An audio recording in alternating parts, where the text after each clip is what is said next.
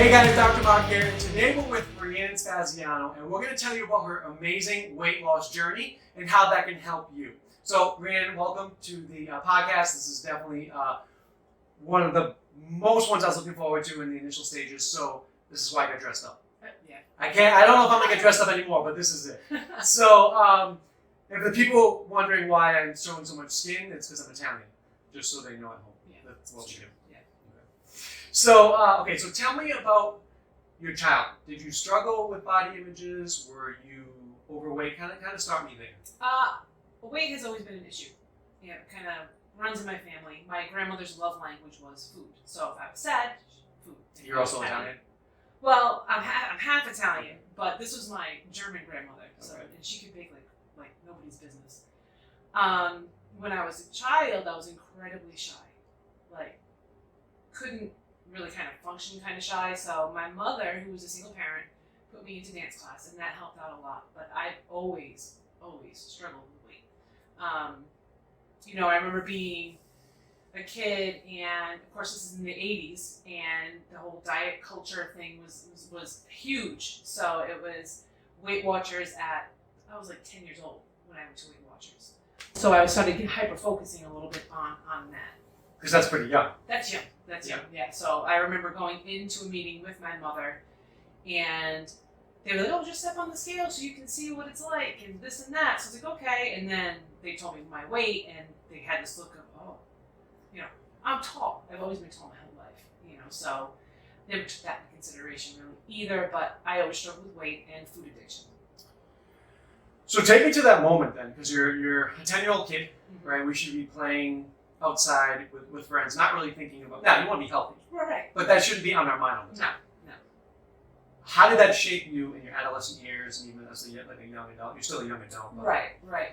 Well, I don't really remember if it affected me in any kind of negative way. It wasn't until I started getting picked on in school, mainly junior high is when that really started to kind of happen, because I always was the tallest. I was 5'5" in the 5th grade. So, I would be made fun of by my stature, by my weight. So I really started getting self-conscious. I'd say probably around like 11 or 12. And was it to your height and weight? Was it both? It was both. Yeah. And then, how'd you deal with it? I took it real personal at first.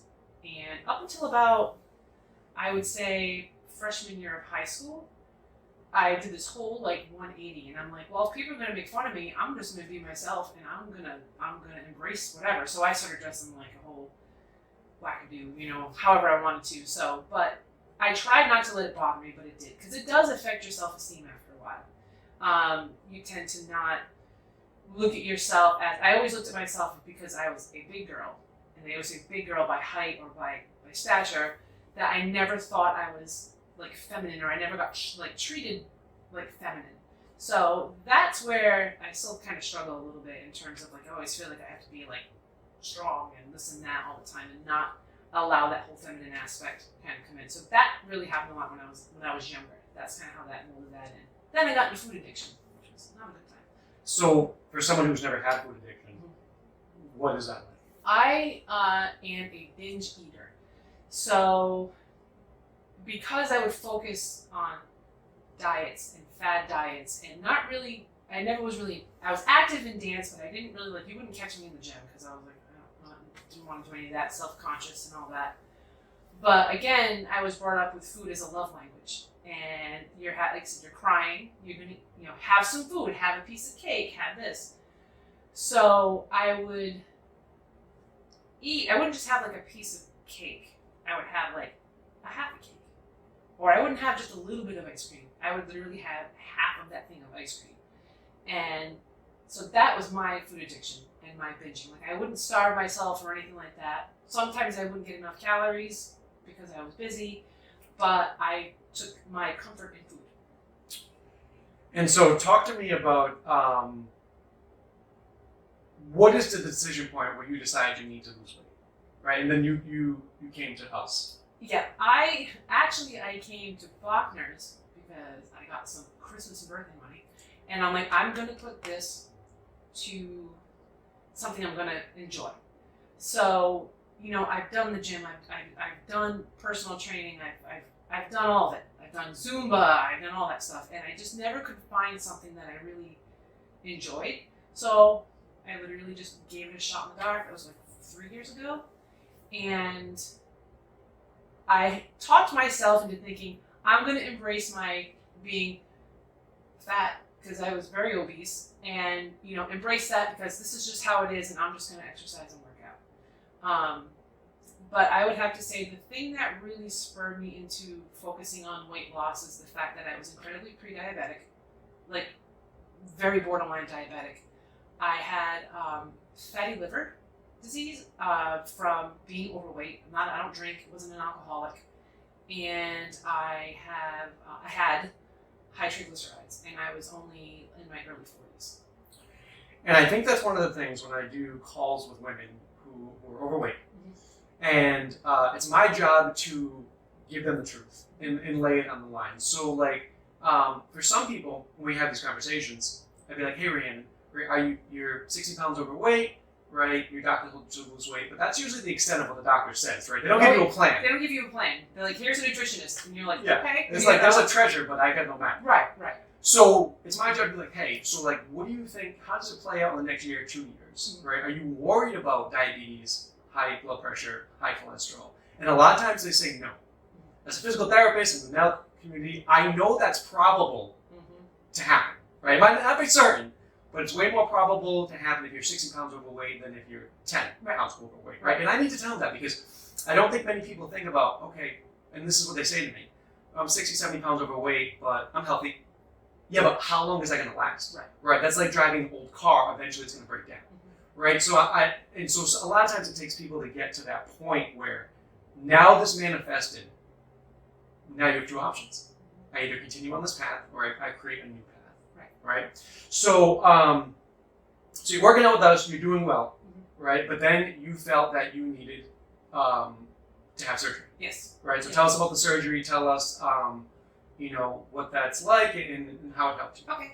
So last August, I had gastric sleeve gastrectomy. It's also known as the vertical sleeve.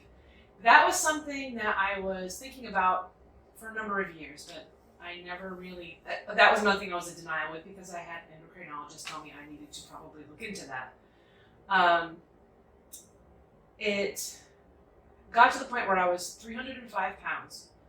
That's the heaviest I've ever been. Couldn't look at myself in the mirror. Everything hurt. Wasn't sleeping good. I live on the 3rd floor of an apartment. I was out of breath, even though I was coming here 3 times a week. I just wasn't happy. And mainly the fact that my mother's diabetic and I see the things that she goes through being a diabetic, knowing that that's completely preventable because it's type 2 diabetes, I wanted to do what I needed in terms of that. I also had PCOS, which is polycystic ovarian syndrome, which exacerbates all of that other stuff on a clinical standpoint. So I decided to go that route because I wanted to get off my meds. Me, my brain is like, if you have a body, you have a beach body. If you want to go and wear a 2-piece, if you're comfortable, wear it. That was kind of like, it would be like the icing on the cake, so to speak. But for me, it was, I wanted to, of course, lose weight, but I wanted to get off those medications. I wanted to reverse that. And because I had those health issues, mainly the PCOS, it was very difficult for me to actually lose that weight on top of the food addiction. So the process of that is, it's not easy. A lot of people, I haven't had anybody tell me this yet, but a lot of people say it's the easy way out. Which I don't agree with. No, yeah. I want to just say this, and I'm going to interrupt you. That was a medical decision that you made with your doctors. Yes. It wasn't something you woke up, went to a clinic, and was like, I'm just going to do this. Yeah. However, it's a tool. Yes. Just like anything else. Yeah. But I want to say it doesn't guarantee you're going to lose the weight. No. Right? You have to still do stuff. Right. So it does have, I don't want to say a failure rate, but I know people who've had it done and they've gained their weight back and then some. What I learned, and I have a really good team, not only medical team, but an excellent team here. What I learned is, a lot of it is mental. Like, I know I have an eating disorder. I have disordered eating. So I have to control that in a way where it's healthy, where I'm not swinging from one extreme to the next. So I think the problem is a lot of people don't look at that. They don't work on the mental health aspect of it. So granted, with the surgeries, you are pretty much guaranteed, especially I know for the sleep, you're guaranteed the first year, they call it the honeymoon phase, to lose about 50% of your excess weight. And most people do that, and they lose quick, and they're like, I feel great, this and that, and then they don't exercise. They don't start the fitness journey. So a lot of people don't like to work out. I know I'm not a fan of working out, but I love working out here, and I love kickboxing and all that. So it's switching that mindset. I do say the process, the only complaint I would have would be, I know for my bariatric surgeon, they only had one mental health evaluation at the beginning, and then I had to do 4 nutritionists. I really feel they should focus a lot on the mental health aspect in conjunction with the nutritionist, because they have to train you, because you have to literally it's crazy how little you eat in one sitting, but you have to eat every 2 hours. Yeah, and to reiterate, I don't think that's the easy way. No, yeah. Right? You still have to put in the work. Yeah, absolutely. You said 2 important things there. Number 1 is the fact that even after the surgery, and we'll talk about this, you still need coaches in place to take you from where you are to where you want to go. Right. They're like the bridge. The other thing is, especially with weight loss or even learning jiu-jitsu, you have to want it. There has to be a desire. I already know how to do this with people. Yeah. But if they don't have the desire to do it, we can't get anywhere. Right. Which is why we have things in place. We'll talk about that. So currently, to date, how many pounds have you lost? 116 pounds. And we put on muscle. So we'll talk about that. Yeah. So then my next question is what is the mindset that somebody has to have to lose that much weight and keep it off, right? So we know that we don't want people to roller coaster, meaning we don't want people to lose 30 pounds and then put on 50, right? I tell people my name's on the business. So if my business reputation sucks, then my reputation sucks. I don't want that, right? So what is the mindset you have to first lose the weight and then be like, hey, I'm going to keep this off. This is my new life. Right. I have to do everything kind of in I guess you could say chapters. So my first chapter was getting to the process to get the surgery. Then it was, okay, all the information, doing what I needed to do. Because my brain goes, if I'm going to go through all of this, if they're going to take 80 to 85% of my stomach out, and I'm going to do the recovery and the liquid phase, and basically you're relearning how to eat as if you were a baby in a lot of ways. If I'm going to do all of this is last ditch effort for me. If I'm going to go to this extreme, because it's an extreme way of doing things in my eyes, I'm going to stick with it. Because granted, right now, I could eat whatever I wanted to, but I know my weaknesses. So I'm not even going to attempt it, because I know it's like sugar is my drug. So I'm not going to go and eat a cupcake, because I won't just eat 1 cupcake, I'll eat 2. So it's a matter of having that kind of mindset. And now my focus, okay, I have these small goals. Now I'm at my goal weight, but I see what my body says. Now it's shifting to building muscle, because, I lost a lot of weight in a short enough amount of time. I do have extra skin. I don't want another surgery. So I'm going to do the best that I can as somebody who's 45 years old to tone up, be strong, and focus on it that way. So when one thing changes, everything changes, right? Or everything can change. Mm-hmm. So what are the differences from Rhiannon a year ago in this Rhiannon? Because I tell people when they're talking with me to see if we want to coach together, me coach them, the person I'm talking to right now and the person I'm going to talk to in 6 weeks, 8 weeks, a year, 2 totally different people. Right. People come in, even today, my confidence says 1 out of 2 out of 10. That's low. You don't want to live life like that. No. The person I'm going to talk to in 6 weeks, your confidence might be a 6 and 8. Right. It might be a 10 because you're finally taking care of yourself. You're putting the oxygen mask on you first before you put it on anybody else. Yeah. But what are your differences for you, in you? I have more confidence. I still have, some mindsets, and I still think that I'm that 305-pound person. But I never would have thought I'd be teaching kickboxing. You're a coach now. I'm a coach now. Yeah. So I never thought that I would do that, because I never thought I would be, I don't want to say good enough, but I never thought I would fit a mold. Even though I know there's no mold to fit. And on a physical standpoint, I just feel a whole lot better. I could walk up those 3 flights of stairs. I could run up 3 flights of stairs in my apartment and not feel like I'm going to have a heart attack halfway through. Because when you're fit, it affects every area of your life. Yes. So you're taking your body everywhere you go. Mm-hmm. So when people are feeling depressed or people are feeling not their best self, I always tell them, like, work on your health, right? Because if you don't have your health, you have nothing else. Right. Right? So that's number one. So most of America is overweight. Yeah. Right? Statistics show us that. With your experience, why do you think people don't lose weight? I think society in general, Instagram, all of the things you see on YouTube, all of the advertising, really, and the whole diet culture. When I say diet culture, I think of this fad diet or this fad diet, and not focusing a lot on a balance. So a lot of people also want a quick fix. They want to lose like 50 pounds in a month. And could you do that? Sure, but you're going to get sick. You're going to have, Well, it's not healthy. It's not healthy. It's You're not gonna get sick. sustainable. It's not sustainable. So once, we talked about the whole mental aspect of things, you have to revert to that to say it's not a diet, it's not a lifestyle, it's your new life. It's how you're going to live the rest of your life. So if I'm going to be sore, I'm going to be sore because I just did an hour of getting my butt kicked instead of being sore just because I'm sitting on the couch existing. And so when we talk about physical therapy, the more weight you have on your body, the more force is put on the joints. Oh yeah. Right? So you're going upstairs at 150, right, but you're going upstairs at 350. Yeah. Totally different on the knees. Very different. Right? And so now we talk about your health is an investment. Mm-hmm. So like right now, if someone's home, it's like, it's expensive, I don't want to do this. It's going to cost you more in the long run. Right. Not only that, if you get diabetes, I believe the average is 10 years off your life. Yeah. Boom, gone. Right? So, or you need joint replacements, so you see more doctors, you get injections, you have surgeries. Right. A hospital stay will cost you way more than you ever spend with somebody like me. Right, and like for instance, diabetes just isn't, my blood sugar's low. I had, my own mother, she had like bleeding in her retina, and she had to get injections in her eyes, and like she would struggle. She wouldn't heal right for certain things, and my mother now is taking care of herself in a lot of ways. But I saw that, and I'm like, I do not want that. I don't want that.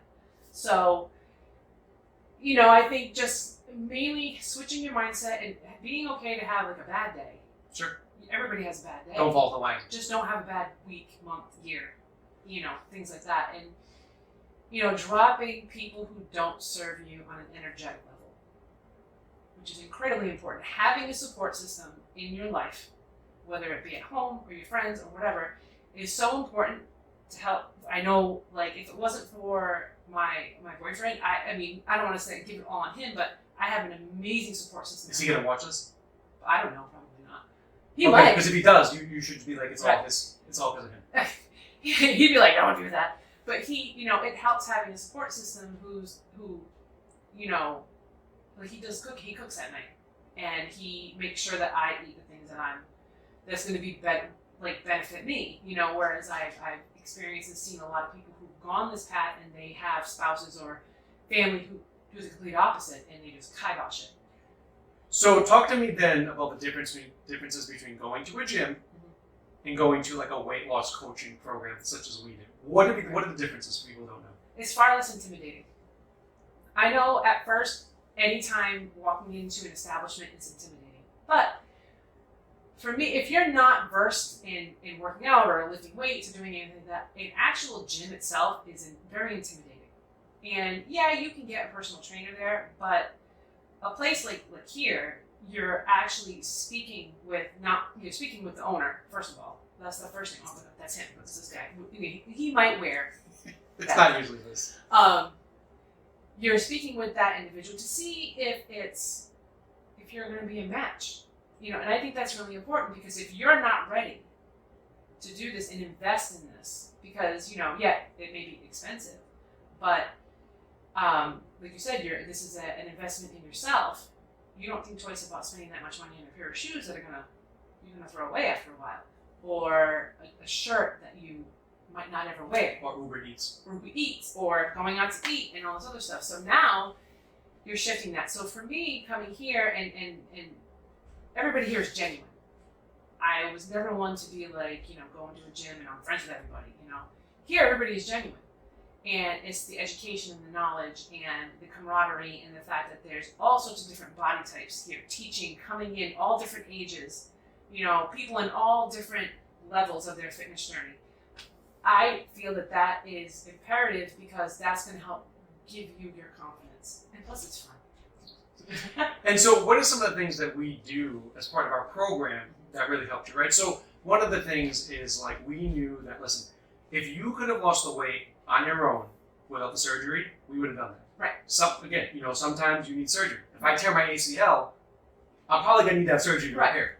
Right. This is a similar situation. If I could self-heal my ACL, I wouldn't need it. You wouldn't go through that. So that's one of the things. Anyway, so you talked to me. I knew you were going to do this. Mm-hmm. And I was, okay, we have a plan when you come back. Right. We need to do this, and this, which we've stuck with, which now you're getting compliments, your shoulders are popping out, you're toned up, stuff like that. But what is the stuff that we do that makes the results come for you easier, right? The main thing I would say is when I get asked, what are your goals? What are your next goals? Because that made me realize that it's not just one goal, my end goal. It's the goals along the way. And then there really is no end goal if you think about it. Like, my brain initially was like, my end goal is to lose 100 pounds and be at this weight. But when I'm being asked what's your goal, it made me go, oh, okay. To think about what my next phase is, my next chapter. Because if you don't set goals, you're going to quit. Right. Nobody's going to go through my 45-minute kickboxing class without a goal. Right. You need to set goals to do that. I think that's extremely important. Now, here's the other thing. If someone's watching this. Your goal right now, if you want to get healthy, is to start right now. Yeah. Right? Start today. Right now. Don't wait till Monday. Little goals. Achievable goals. Yeah. Because you build momentum. Once you have momentum, like when people start losing weight, they're like, oh my God, I love this. Right? So you have to get them on that path. So what would you tell somebody who is down on their luck? They're not feeling confident. They know something has to change, right? I always tell people if there was a pill that did everything exercise did for your emotional health, your mental health, your physical health, everybody be on that pill. Mm-hmm. They don't have that pill, they just have Dr. Marc. Right? Yeah. So someone watches this now, they want to lose weight, or they want to get healthier, or they want to change something in their life. What's your advice to them? My advice is to, like you said, now's the time. Don't wait till Monday. Start small and find something that you are going to enjoy that doesn't feel like a chore to work out or to exercise. To me, if you're going to go and you're going to do any kind of focus like that, it should be something you enjoy, that you're going to enjoy going to. It's not going to feel like, I got to go and do this. Because that's not going to work. It's not going to work. You're going to quit. And my whole thing when people talk about how, like the financial, and I get it, some people have financial issues, this and that, we all do, but, that is an investment in yourself, and it gives you the tools so you can bring that with you for the rest of your life. And I'm going to say, if you want it bad enough, you'll find a way to pay for it. You'll find a way to do it. And the good thing about working with a smaller business instead of, like, say, like a Planet Fitness or an LA Fitness is, if you're going to get sued. Oh, my bad. I'm just kidding. Those people, you bleep it out, I swear, is the fact that because when I first started, I had some financial issues. I could be like, hey, what can I do to help? What do I do? So there's always a little bit of that kind of going on. And, but because I do have people come up to me because they ask me how I lost the weight. And I tell them I had weight loss surgery, but I started working out literally 6 weeks after. Well, even before. I was working out before. But the minute my doctor said, you can go and do this, I came right back. Like, literally the next day. So. And I want to make it clear, though, that wasn't your first option. No. Right? That was something that manifested that, like, right. Okay, this is in place. We try it first. Right. So, talk about how important it is to have an accountability coach. Because when someone goes to a big box gym, first of all, if you're not trained in exercise, so my bachelor's in exercise science, my doctorate's in physical therapy, I basically live exercise, right? I'm martial artist and I've been 8. I understand the way the body works. That's my specialty. I can't cook. I can just help people look good. Right. And feel good. So when you go to the gym, I'm not a construction worker. I can nail 2 pieces of wood together, but I'm never going to build a house. So people know what they have to do to lose weight. They have to eat better, they have to move more. But it's not that simple. No. One of the reasons it's not that simple is because they don't have an accountability coach. So talk to me about what having an accountability coach is and how it makes you work harder, get better results, and stay on course. For me, it's when they check in, to be like, hey, how's it today? And then sending videos on nutrition and on different types of exercises and things you can do to in between when you're like not at the gym. So it's very like personalized. It's much more than going to a gym and just having somebody just telling you what exercises to do. Like when you're home, and if I need to reach out, I can just reach out to be like, hey, I'm struggling with this. What do I do? Come right back and be like, all right, try this, this, this, and this.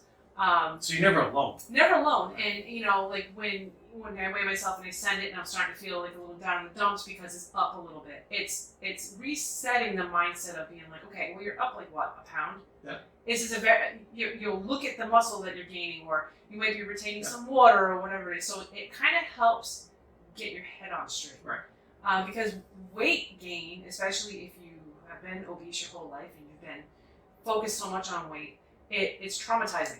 The scale is traumatizing. So once you start understanding, like, we use the SMART scale. Like once you start understanding, like, okay, I'm going to focus on the number, but I'm going to focus on everything else that's shifting. Yes. Which is important. Right. To me. Because when you put muscle on your body, your weight's going to go up. Yeah. However, a couple things with that. You look totally different. Oh yeah. Right? 10 pounds of muscle on you versus 10 pounds of fat, totally different. Huge. The other thing is the more muscle you have on you, the more calories you burn at rest. Yes. So you're having that effect. You're burning 1,000 more calories just because of the muscle you have on you, or Right. whatever it is, right? You also feel better. You're moving better. And one of the things I like to tell women too, unless you're taking testosterone and shooting steroids up, you're never going to get big, bulky like the bodybuilders. So that's a myth. Like, that cannot happen, right? So now let's talk about this. So for women, what are some of the barriers that stop them from joining a weight loss program? Because we basically specialize in women's weight loss. Right. We can do it with men. Right. Most of my clientele is women. Right. So when they come in here, I have to make sure this is a positive environment. Like, I need to put them at ease right away. Right? Because I know if I can't get them to trust me right away, then we're never going to make a change. Right? What are some of the barriers that, and I kind of know because they always tell me, that women are afraid of when they go to a gym or try to lose weight? Failure and being taken advantage of. Tell me more about that. So what I mean by failure is, you start something and you're doing all this stuff, but then you feel like you're floundering and you don't have that accountability coach or somebody to help you kind of like pull you out of that rut. I think they're afraid of starting something like that. I know for me it was that. And going to a place where they promise a lot of things and fail on that. So it's really, and that's the being taken advantage of. How much money people have put into the diet industry and even the fitness industry in a lot of ways, where they have all these grandiose things and you get all this stuff and they're showing all these pictures of people who may or may not have had the struggles that they have. So it's building that trust. And I think it was like you said, it's like an egg. It's like an egg. You have to make sure, and you have to nurture that egg at first, and that it's like building that confidence slowly, and helping that person and letting them know that it's okay to have modification, that it's okay that, you're not going to be able to do roundhouse kicks like the person next to you who's been doing this for 15 years. And 30 years younger. 30 years younger. You have to start from the beginning, and it's just like everything else, is you're not just going to automatically, unless you're a protege of some sort, you're not going to be good at it overnight. And so, especially I want to make sure that people understand the difference. So when they talk to me, they've probably done, even when I was a physical therapist, I was with chronic pain patients, right? So people had pain, years. I was like the 5th therapist they saw. They've had surgeries. I had to do something different. Because if I did the thing the other 5 therapists did, you're going to leave me after, Right. So here's what happens. We have a conversation. They're like, Mark, I tried X, Y, and Z. And I'm like, okay, Rhiannon, I understand that. Did that work? It didn't work. So now you're already skeptical of what I do. So I'd be like, hey, Rhiannon, so did those programs have me at the helm? Was I running those programs? No. So then we can just agree that these programs are not going to be the same. Right. Right? Because I wasn't running those programs. I know nothing about those programs. So at the very least, this is something different. Right? This way you don't have all those past beliefs of I failed at this program, you know, physical therapy, Jimmy was doing this, Monica did this. Right. But I was like, Dr. Mark was not involved in that. Right. I don't know No. Jimmy or Monica. Right. Right? So let's have a clean slate and let me take you through the process. Right? And we talked about that before when you said you didn't put the weight on overnight. No. So don't expect to take it off overnight. Right? That's we have to have that transparency, that mindset. So what's next for Rhiannon? What's next for me is to continue doing what I'm doing and not stopping that. Has it become a lifestyle for you now? It's become a lifestyle. Yeah. It's now because a lot of times there's a thing called transfer addiction with weight loss surgery. So it's an unfortunate thing for some people where some people will become alcoholics or whatever, or we could do shopping addiction. So you're just substituting one addiction for the other? Yeah. Okay. Yep. I don't want to say I want fitness to be an addiction because that could skew in a different way too, but I want to shift my focus onto, okay, now if I'm going to fixate on something, I want to work on that. So I'd say the next thing for me is to build the muscle, tone, and continue to be healthy. So I want to say from all the coaches, even the clients, you know, we had our virtual assistant in the Philippines congratulate you. It's like, I want to work out now because of Rhiannon. Yeah. But we're super proud of you. It's been an honor for me to like be on this journey with you. Oh yeah, absolutely. You know, it's just to see the change in you and you teaching, like you just taught a class. Yeah. You know, like it's just, and that's what I want for everybody. Yeah. You know, so we're really proud of you. I'm excited to see the transformations in you. Yeah. And, you know, you're just a joy to have. And I hope that other people view this and they're like, hey, Rhiannon did this. This is how she did it. Like, you know, I can have my own path and do it just like her. Right. You know. Right, and I always want to say it's okay. For some reason, a lot of people have shame in thinking about weight loss surgery. You know, it's not for everybody, but if that's something you've been really thinking about, there's no shame in that. Like, and you talk to your doctor. Talk to your doctor. You have to go through these steps, you know. But, you know, again, you know that it's just like anything else. It's a tool. It's a tool, and you want to make sure that you have the process set up for after the tool, right? Because you can't just get the tool and that's it. And that's it. Right. You have to make sure you have a community behind you. Yes. To support system. Absolutely. Well, this was awesome. Yeah, it was. We'll have to do this again. I won't be wearing a suit. Oh, okay, that's fine. But, you know, again, just so proud of you. And, you know, thank you for being at episode number 3. Absolutely, yes.